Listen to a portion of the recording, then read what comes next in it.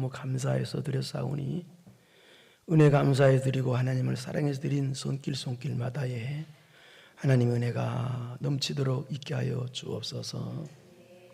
또한 신앙 승리하는 성도들 되게 하옵시고 오늘 또 말씀을 듣고 말씀 붙잡고 험한 세상 승리해 나가는 복 있는 성도들 되게 하옵소서. 모든 영광 하나님께 돌립니다. 예수님의 이름으로 기도드리옵나이다. 오늘 예레미야서는요, 예레미야 선지자가 기록한 내용인데요. 근데 이 예레미야 선지자는 20대의 부름을 받아서 약 50여 년 동안 유다와 또 이방 나라에 하나님의 심판의 예언을 선포한 선지자가 예레미야 선지자입니다. 예레미야가 하나님께 부름 받을 때는 그때는 남쪽 유다의 20명의 왕들 중에서 16번째 왕, 선한 왕이었던 요시야 왕 때 부름을 받았는데요. 이 요시야 왕은 8살에 왕이 돼서 31년 통치하고 39살에 무기또 전투에서 애굽의 바로 누구에게 죽임을 당한 사람입니다. 그런데 이 요시야 왕은 신앙의 단점도 좀 있었지만 그러나 대체적으로 굉장히 하나님 앞에 훌륭한 신앙이 훌륭한 왕이었습니다. 우상도 척결하고요, 또 종교 개혁, 신앙 개혁 운동도 일으켰던 정말 훌륭했던 왕입니다. 그런데 그렇게 훌륭했지만 그의 아버지 아몬 2년 동안 통치했거든요. 그의 할아버지 므낫세는 55년 동안 통치했고, 그런데 둘 다 극렬하게 악합니다. 그래서 할아버지 아버지가 심은 57년 동안이나 심은 그 악의 뿌리가 이 요시야 왕의 신앙 계획을 일으켰다 할지라도 이 유다 백성들 그 깊은 밑바닥의 뿌리에 죄악의 쓴 뿌리가 제거되지 않냐고 죄악의 물결이 계속 흐르고 있었어요. 그러나 어쨌든 이 요시야가 또 죽고 나서 그 다음에 이어서 4명의 왕들이 있었는데요. 이 여호아하스, 여호야김, 여호야킨, 그 다음에 마지막 시드기야까지, 시드기야가 20번째 왕인데요. 근데 이 나머지 4명의 왕은 정말 악하고 악한 왕이었습니다. 그래서 하나님 심판으로 시드기야 왕 11년째에, 그러니까 주전 586년에 바벨론이 쳐들어와가지고 나라는 다 망하고 백성들은 포로로 잡혀가고 그랬었습니다. 그렇게 됩니다. 그때 요시야 선지자 때, 그러니까 선한 왕 요시야 때부터 4명의 왕이 지나가는 때, 그리고 유다가 망할 때까지, 그때 예언의 하나님의 말씀을 선포했던 선지자가 바로 예레미야 선지자는 얘기예요. 그리고 예레미야는 선지자가 어떻게 부름을 받았는지 한번 보겠습니다. 1장 1절 시작. 베냐민 땅 아나소스의 제사장들 중 hil기야의 아들 예레미야의 많으니라. 여기 보니까 아버지 hil기야가 제사장이라고 되어 있죠. 이 당시는 제사장은 세습제예요. 그래서 아버지가 제사장이면 아들도 자동 제사장이에요. 근데 우리가 또 이 당시 제사장이면 굉장히 고급, 아주 대단히 그런 과정이었어요. 가문이었어요.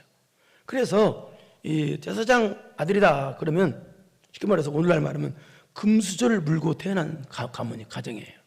그러니까 대단히 어떻게 되면 인간적으로 잘된 가정 그렇게 보고 있죠. 그런데 하나님께서 너 제사장 하지 말고 예레미야를 불러서 너 이제부터 하나님 말씀을 선포하는 선지자가 돼. 하나님께 부르셨다는 거예요. 선지자라는 말은 히브리어 나비라는 그런 말인데요. 예언자, 그 다음에 대변인, 그런 뜻입니다. 그러니까 하나님 말씀을 예언하고 하나님을 대신해서 하나님 말씀을 대변하는 자, 이것이 선지자라는 뜻이에요. 그러나 선지자는 지금 우리가 선지자 볼 때는 굉장히 훌륭하신 분이지만 이 당시에는 고생문이 활짝 열린 거나 마찬가지가 선지자 직분 받는 거예요. 어떻게 받았는지 자세한 내용은 1장 4절부터 10절까지 나오는데 한번 4절 보겠습니다. 4절 시작. 여호와의 말씀이 내게 임하니라 이르시되 5절 내가 너를 모태에 짓기 전에 너를 알았고 네가 배에서 나오기 전에 너를 성별하였고 너를 여러 나라의 선지자로 세워놓으라 하시기로. 그러니까 예레미야 선지자가 태어나기도 전부터 하나님께서 선지자로 미리 태어나기 전부터 세우셨다는 거예요. 그러니까 예레미야가 어렸을 때는 그걸 몰랐어요. 하나님 부르신 걸 몰랐다가 20대가 되어서, 그러니까 오늘날 우리나라식으로 말하면 군대 갔다 올 나이죠. 그때에 하나님께서 선지자로 부르셔서 그때 알았다는 거예요. 하나님께서 부르신 걸 가르쳐 뭐라고 하냐면 소명이라고 합니다. 소명. 성경에서 말하는 소명이라는 말은 무슨 말이냐? 하나님께서 어떤 일을 시키기 위해서 부르시는 명령을 소명이라고 합니다. 해보세요. 시작. 하나님께서 어떤 일을 시키기 위해서 불러주시는 명령, 이것을 가르쳐 소명이라고 합니다. 그래서 하나님의 소명으로 제사장이라는 편안한 생활을 할 수가 없고 됐고, 그래서 소명으로 고생문이 활짝 열린 선지자가 되었다, 그 말입니다. 하나님의 말씀 대언하는 선지자가 되었다, 그 말입니다. 요즘도 하나님께서 불러주셔야 죄종이 되는 거예요. 하나님이 안 불러주셨는데도 자기 마음대로 죄종 되겠다 하는 것은 하면 안 돼요. 죄종은 반드시 하나님께서 불러주셔야 돼요. 안 불러주시는 사람이 죄종하면 안 돼요. 그래서 그렇다면 에레미야 선지자가 대단해서 하나님이 불러주셨느냐? 그렇지 않아요. 하나님의 절대적인 주권, 하나님의 절대적인 선택에 의해서 부름 받았는데요. 그러니까 하나님께서 안 불러주신 사람, 즉 이 말은 소명이 없는 사람, 소명이 확실하지 않은 사람은, 그래서 어떤 일을 시키면 확실하지 않기 때문에 힘들어하고 어려워하고 낙심하고 그래요. 그러나 하나님께서 불러주신 소명이 확실한 사람은 어떤 어려움을 할지라도 승리를 하죠. 이게 바로 예레미야의 모습이었다는 얘기예요. 그리고 예레미야는 하나님께서 야, 너 유다의 이스라엘의 멸망을 선포해, 또 그들의 죄를 책망을 해 라고 불러주신 선지자예요. 그렇기 때문에 평생 동안 예레미야 선지자는 이스라엘의 멸망을 예언했고 또 그들의 죄악을 책망했어요. 그러니까 평생 백성들로부터, 심지어 가족들로부터도 한 번도 대접을 받지 못했어요. 예레미야 선지자는요. 하나님 말씀 순종하는 것 때문에. 심지어 고향 아나돗에서 거기서부터 생명위협까지 당하고, 또 여호와 김왕이 죽이려고 해서 도망가지 가고, 거짓 선지자 하나냐가 하나냐에게 모욕을 당하고, 또 마른 진흙 구덩이에 던져주기까지 하고, 또 급기야는 전해놓은 말에 의하면 애굽에 내려가서 하나님 말씀을 예언하다가 돌에 맞아 급기야는 순교했다고 그렇게 전해지고 있습니다. 그래서 그런지 예레미야는 하나님께서 주신 말씀을 전하는데도 평생 고생만 하니까 인간인지라 힘들었겠죠. 그래서 20장 8절 9절 한번 보겠습니다. 8절. 그래서 시작. 내가 말할 때마다 외치며 파멸과 멸망을 선포함으로 여호와의 말씀으로 말미암아 내가 종일토록 치욕과 모욕거리가 되면, 이해하시겠죠 이 말? 그러니까 심판의 말씀을 전하니까 백성들로부터 우리가 그런 데 살만 하는데 무슨 심판이냐 하고 반발과 치욕과 모욕, 핍박을 계속적으로 받게 됐다는 거예요. 계속적으로 종일토록, 이 말은 계속적으로 받게 되는 거예요. 그러니까 계속적으로 하나님 말씀 순종하는데도 어려움 당하니까 그때는 어떤 생각이 들었냐면 9절 보세요. 시작. 내가 다시는 여호와를 선포하지 아니하며 그 이름을 말하지 아니하려 하면 나의 마음이 불붙는 것 같아서 골수에 사무치니 답답하고, 그래서 에라 선포하지 말자, 에라 이제 그만두자 하고 이제 그런 마음을 가졌다는 거예요. 그래서 사명을 감당하지 않으려고 그런 마음을 가지면 그냥 마음이 심령이 답답해서 죽을 것 같은 일이 생긴다는 거예요. 왜 죽을 것 같느냐? 하나님께서 불러주신 소명이기에, 하나님께서 자기를 불러줘서 사명 주신 이 소명이 너무나고 분명하고 확실하기에 내가 안전하려고 하면, 내가 사명 감당 안 하려고 하니까 그 불붙는 마음이, 막 뜨거운 마음이 불붙어가지고 도저히 하나님 말씀을 선포하지 아니하면 막 죽을 것 같다라는 거예요. 쉽게 말해서 답답하여 불붙는 마음이 불붙는 것 같아서 골수에 사무치 답답하여 견딜 수가 없더라. 막 사명 감당 안 하면 막 죽을 것 같아서 견딜 수가 없더라는 거예요. 그래서 어떤 방해와 핍박이 와도 계속적으로 끝까지, 죽을 때까지도 사명 감당을 했다는 얘기입니다. 여러분, 이것이 바로 하나님께서 불러주신 소명이 확실한 사람이 모습입니다. 이런 하나님께서 불러주신 소명이 확실한 사람의 모습이 이런 모습이라는 거예요. 오늘 본문도 바로 그런 내용입니다. 예레미야 선지자가 박해와 핍박이 계속 드러나도 그럼에도 불구하고 굽히지 아니하고 하나님 말씀에 순종하고 하나님 말씀을 믿고 하나님 말씀을 전하고 그랬다는 얘기입니다. 그런데 오늘 6절부터 읽었습니다만 1절부터 5절까지를 봐야 하는데요. 1절부터 5절까지는 어떤 내용이냐, 이 마지막 수명 왕 중에서 마지막 악한 왕이 시드기야 왕이라고 그랬죠. 이 시드기야 왕이 망했는데요, 11년 통치하고요. 근데 이 시드기야 왕은요, 하나님 예언의 말씀이 이루어진 걸 보고도 안 믿고 불순종하는 악한 왕이었어요. 그런 내용이에요. 5절까지는. 그 다음에 6절부터 15절까지는요, 그럼에도 불구하고 예레미야 선지자는요, 하나님 말씀이 안 이루어졌는데도, 그리고 핍박이 있는데도 불구하고 그 말씀이 이루어질 줄 믿고 순종했다는 내용이 우리가 읽은 6절부터 15절의 내용이에요. 그래서 오늘 본문을 통해서 이 시드기야 같이, 시드기야는 망했거든요. 누가 망하느냐? 또 예레미야 같이 또 누가 하나님께 쓰임 받고 주님 오신 날 마지막 날에 천국의 영원한 상급의 주인공이 될 수 있느냐를 알아보려고 합니다. 1절을 보겠습니다. 1절 시작. 유다의 시드기야 왕 열째 곧 느부갓네살 18째 해에 여호와의 말씀이 예레미야에게 임하니라. 방금 전에 설명했어요. 시드기야는 몇 년 동안? 11년 동안 통치했어요. 악한 왕시다. 내가 열째 그러니까 10년 통치하고 있을 때, 이때는요 이미 바벨론의 공격으로 1차 2차 공격으로 많은 사람들이 포로로 잡혀간 상태입니다. 그리고 햇수로 앞으로 2년 후면은 주전 586년에 바벨론의 공격받아 망할 때예요. 예루살렘 성전은 불타버리고 백성들은 또 포로로 잡혀가고, 그러니까 망하기 2년 전이에요. 그러니까 망하는 초입게 들어간 때 이때가 이 열째 해 이그 뜻은요. 그렇다면, 그런데도 불구하고, 그리고 또 이때는 또 어느 때냐면 바벨론이 쳐들어와 가지고 예루살렘 성을 포위하고 있을 때예요. 아주 막 절박할 때야.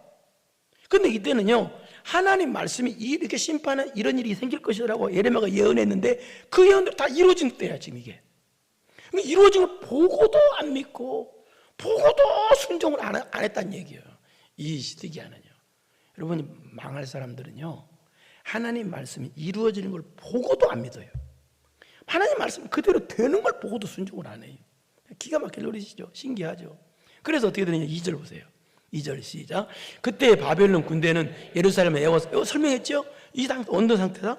지금 바벨론 군대가 지금 예루살렘 포위하고 있는 상태예요. 이것처럼 괴로운 때가 있어요. 그런데 선지자 예레미야는 유다의 왕의 궁중에 있는 시대 뜰에 갇혔으니, 이 말은 무슨 말이냐, 이 악한 시드기야 왕이 예레미야 선지자를 감옥에 가둬버렸다는 얘기예요. 이때 왜 가뒀을까요? 가둔 이유를 설명한 게, 왜 가뒀냐 이유를 설명한 게 3절, 4절, 5절인데요 3절, 4절, 5절은 성경에 한 개 뭉쳐져 있어요. 3절, 4절, 5절 한꺼번에 보겠습니다. 뭉쳐져 있으니까 3절을 보겠습니다. 자, 그 말인데 끊어서 하겠습니다.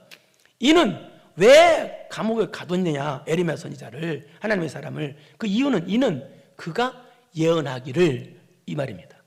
이 하나님 말씀을 예언했다고 가뒀다는 거예요. 무슨 예언했느냐? 너희들 망한다.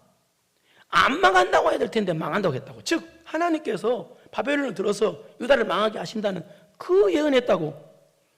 아니 지금 회개하기는커녕 그 하나님 말씀을 사실대로 전하는 예레미야 선지자를 그냥 감옥에 가뒀다는 거예요. 예? 말이 안 되죠. 다시 말하자면 방금 전에 했지만 지금 이때는 1차 2차 공격받아서 많은 사람들이 포로 잡혀간 때고, 예? 또 예루살렘 또 포위가 이렇게 포위가 돼가지고 그런 절대절명의 상황인데도 예레미야 선지자 예언의 말씀대로 되었는데도 안 믿고 세상에 하나님의 선지자를 감옥에 가둬버렸다는 얘기예요. 수학한 사람이죠. 그래서 말씀에 어떤 예언이었냐면, 보라 내가 이 성을 바벨론 왕의 손에 넘기리니 그가 차지할 것이며, 이해되겠죠? 유다 왕 시드기야는 갈대아인은 바벨론입니다. 갈대아인의 손에서 벗어나지 못하고 반드시 바벨론 왕의 손에 넘겨진 바 되리니. 그 다음에 되리니 입이 입을 대하여 말하고 눈이 서로 볼 것이며 그가 시드기야를 바벨론으로 끌어가리니 시드기야는 내가 돌볼 때까지 거기에 있으리라. 자, 이 말은 무슨 말이냐? 눈이 서로 보고 입이 입을 대하여 말하고, 이 말은 본다는 뜻이 아니고요, 바벨론에 가서 느부갓네살 왕을 만나자는 뜻입니다. 그러면 어떻게 만나냐? 여기 보니까 바벨론으로 끌어가리니, 끌려가서 만든다는 뜻이에요. 그럼 이 말은 무슨 말이냐? 끌려가기 전에, 시드기야는 끌려가기 전에 자기 아들이, 바벨론 군사들이 자기 아들을 죽이는 것을 눈으로 봐요. 2명이. 그리고 자기는 2눈이 뽑혀가지고 쇠사들에 끌려서 매가지고 끌려가요. 비참하죠.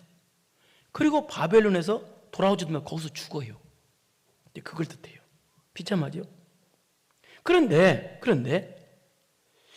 왜 또 다른 이유, 예언했다고 그랬는데 또 다른 이유, 이 시드기야가 왜 그렇게 하나님 예언의 말씀이 이루어진 걸 보고도, 그대로 되는 걸 보고도 왜 안 믿고 왜 순종을 안 하고 함께하는 예레미야 선지자까지 감옥에 가뒀을까요? 그 이유는, 또 다른 이유는, 이런 심판의 역사가 1차, 2차 공격받아서 지금 포로로 잡혀가고 예루살렘 포위가 있어도 자기 개인에게는 이런 일이 아직 안 이루어졌기 때문에 그래요.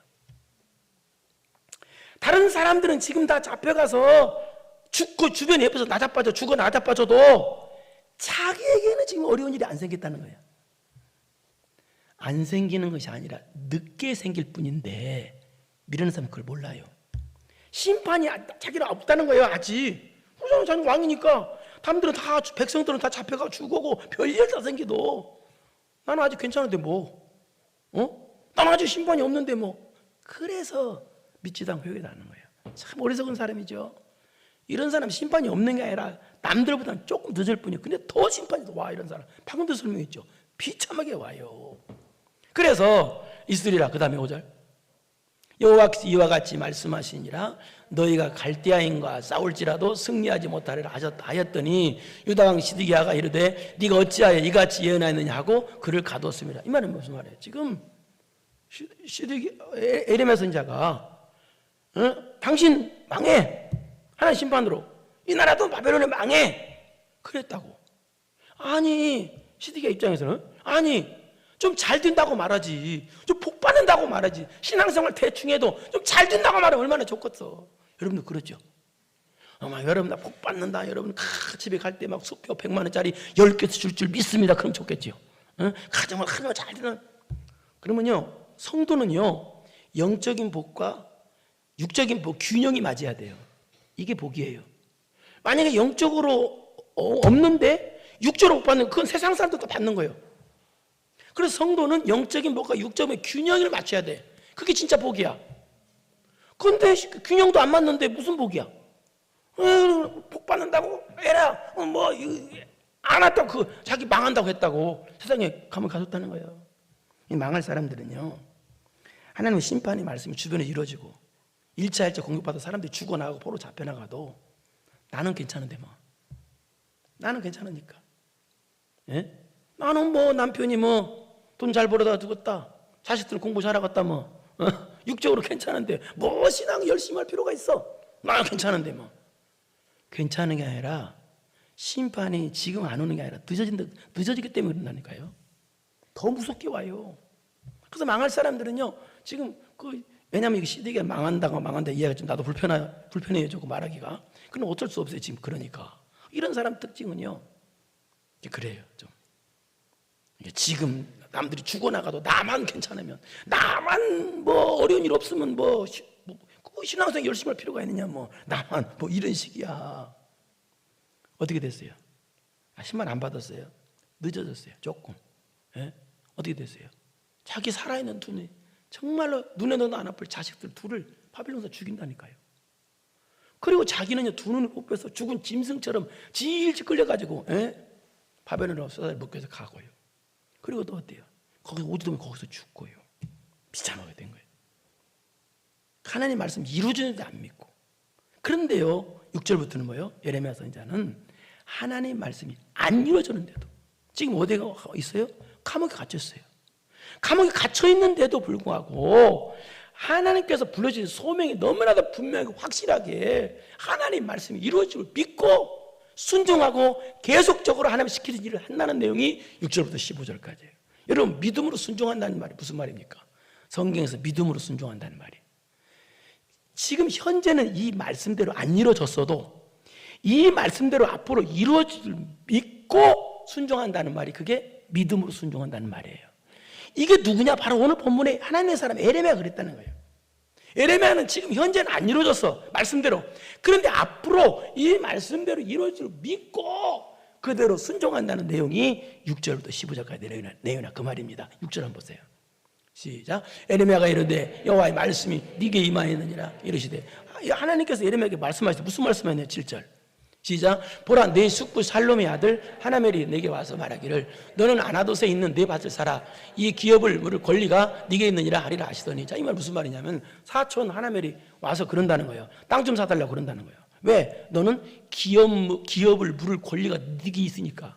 자, 이 말은 무슨 말이냐? 조금 어려운 말인데 설명하겠습니다. 기업 물을 권리라는 말은 이런 뜻입니다.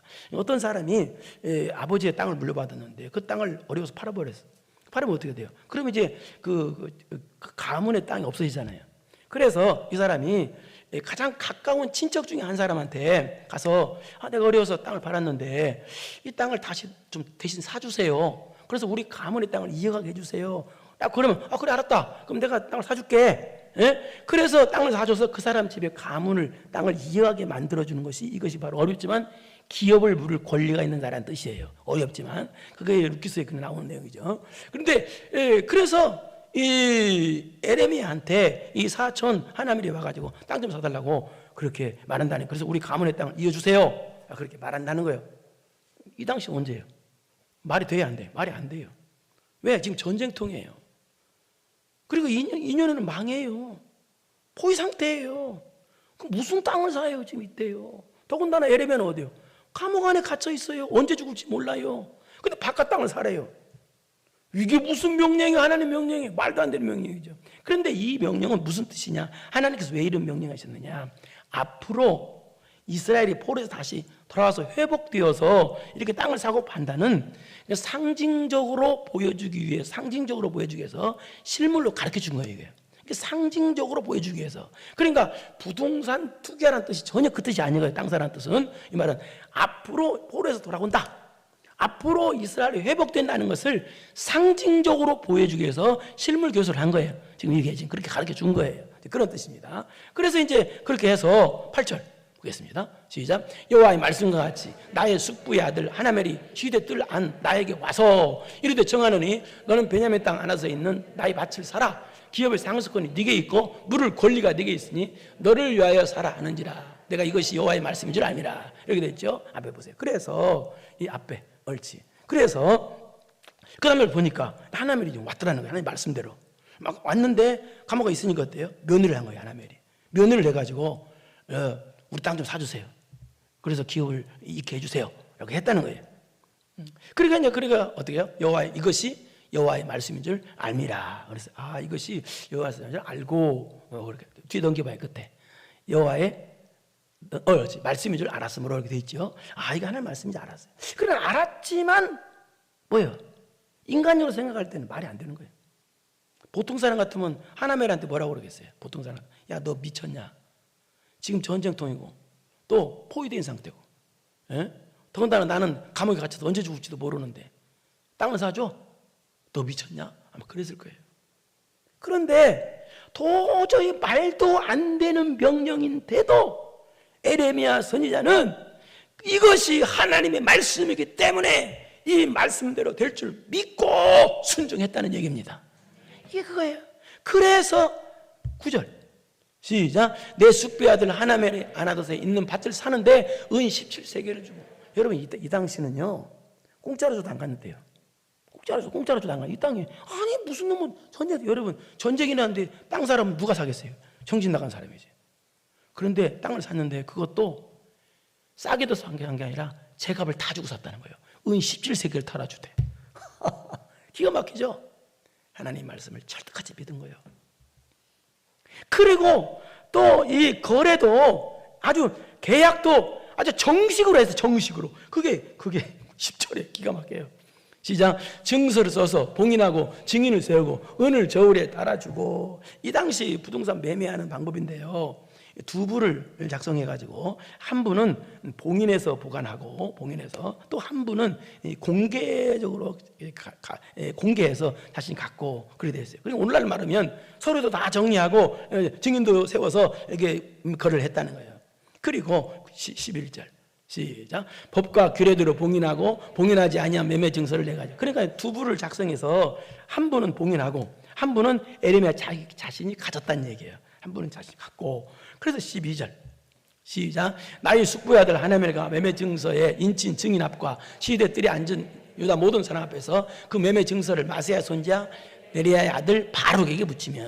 그래서 그 자기가 한 부 가지고 있는 그 증서를, 매매 증서를, 근데 그때 많은 사람들이 보고 있었는데, 증인이 그때 예레미야의 제자 이 바룩에게 넘겨줬다는 거예요. 그 증서를 지금 감옥에 갇혔으니까 넘겨줘야 되죠. 넘겨준 거예요. 그러나 여러분, 이 상태를 보면, 이 모습을 보면 사람들이 어떻게 했어요? 거기 있는 사람들이 미쳤다고 할 거예요. 방금 설명했어요. 지금 포위 상태예요. 1차, 2차 지금 포로로 잡혀간 상태예요. 어수선하고 난리 상태예요. 그런데 그것도 공짜로 줘도 안 가는데, 싸게도 산 게 아니라 비싸게 돈 주고 제값 다 주고 산 거예요. 여러분, 하나님 말씀 순종하는데 미쳤다고 남들이 그럴 수도 있어요. 그러나 하나님의 사람은요, 남들이 이 세상 사람이 다 미쳤다고 그래도 하나님 말씀 순종하는 사람이 하나님의 사람입니다. 그러니까 이 에레미야 선지자는요, 남들이 다 하나님 말씀 안 믿고 불순종할 때도 자기는 하나님 말씀 믿었다는 거예요. 도저히 순종할 수 없는 상황에서도 에레미야 선지자는 순종했다는 얘기입니다. 이것이 하나님께 쓰임받는 하나님의 사랑입니다. 그래서 13절 보십시오. 시작. 그들 앞에서 바룩에게 명령하여 이르되. 그래서 나머지 한 부를 바룩에게 주면서 명령했다는 거예요. 바룩에게 주면서 뭐라고 명령했냐? 14절 시작. 만군의 여호와 이스라엘의 하나님께서 이와 같이 말씀하시기를 너는 이 증서 곧 봉인하고 봉인하지 않는 매매 증서를 가지고 토기에 담아 오랫동안 보관하래라. 이 증서를, 매매 증서를 토기에 담아서 보관해라 라고 했다는 거예요. 여기 이 당시 중요 문서들은 토기에 담아서 보관했었습니다. 토기는 뭐냐면 옹기 항아리. 옹기 항아리 알죠? 그래서 옹기 항아리. 그래서 성경도, 이 당시 성경도 기록해서 옹기 항아리 보관했어요. 그래서 성경의 두루마리 원본, 이 말고 두루마리 최초 원본도 전부 다 이 항아리에서 발견됐었습니다. 그래서 그래 이렇게 보관하라. 그래서 이제 오늘 15절 보십시다. 시작. 만군의 여호와 이스라엘의 하나님께서 이같이 말씀하시니라. 사람이 이 땅에서 집값 아까 보도를 다시 사게 되리라 하셨다 아니라. 만군의 여호와 이스라엘의 하나님께서 이와 같이 말씀한다. 이와 같이. 무슨 얘기야? 이와 같이 말씀한다. 그런 의미 속에는 뭐가 담겨 있어요? 예레미야가 부동산 투기하기 위해서 땅 산 게 아니라 하나님의 뜻, 하나님의 계획, 하나님의 말씀이 믿어지기에 그 말씀대로 순종한 가치, 그런 뜻이에요. 가치 어떻게 되느냐? 사람이 이 땅에서 집과 밭과 보돈을 다시 사게 되리라 하셨다 아니라. 무슨 얘기예요? 다시 바벨론 70년 포로가 차면 다시 돌아온다는 것을, 이스라엘이 다시 회복된다는 것을 보여주기 위해서 땅을 사게 만들었다는 뜻입니다. 이 말은. 그러니까 여러분 보십시오. 지금 예레미야가요, 하나님의 말씀이 이루어지는 거 1년 후에 이루어지는 것도 아니에요. 70년 후에요. 물론 이때 예레미야가 매매증서를 작성할 때는요 약 50년 후에요. 그러나 전체적으로 바벨론 포로는 쉽게 말해서 70년 후에요. 70년 후에 일어나니 그걸 믿고 순종한 거예요. 아니요. 뭐냐? 예레미야 선지자가요 죽고 난 후에 이루어질 일이에요. 이것은요 살아있을 때 이루어지는 일은 아니에요. 자기가 죽고 나서 이루어질 일을 그거 말씀대로 될 줄 믿고 순종한 거예요. 여러분 구약의 족장들 아브라함, 이삭, 야곱, 요셉 보십시오. 이 가나안 땅의 약속 자기 생애는 안 이루어졌어요.